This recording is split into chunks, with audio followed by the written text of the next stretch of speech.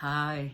So, if you've been watching me for last week and this week, you know I'm talking about the Balanced Diversity Framework and reasons you should use it to embed your change into the organisation. It augments anything that you're already doing. It just gives you 59 choices of activities that you can pick that are suited to your change. And the reason number 7 is that we're often under time pressure to deliver a change, get it in, meet the milestones, deliver to the customer, deliver to the client, and constant pressure. And we need you to finish this change because we need you on the next one, on the next project, on the next program. And when we're under those time pressures, it's often easy to cut corners and just goes, oh look, we'll just do a bit of communication and a bit of training, and maybe we'll just do some reinforcement that we need to change.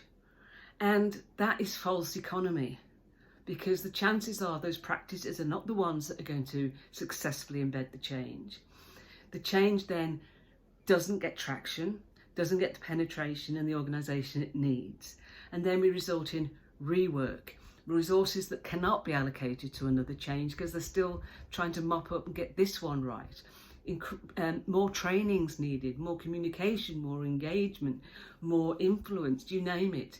So we've missed our milestones, we've missed our delivery, and now we're spending an inordinate amount of money trying to mop up after the event.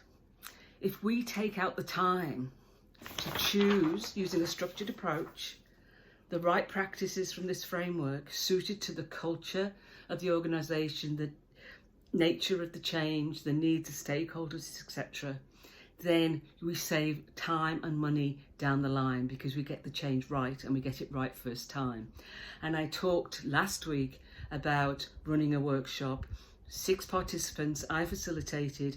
They had all the outline of the change, the size, the timescale, the budgets, the resources, stakeholder groups, etc.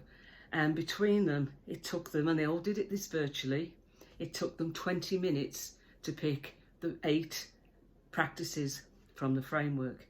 Now, it isn't a science in terms of how we choose them. There is a structured approach, but like anything, we may need to tailor it as things shift and change.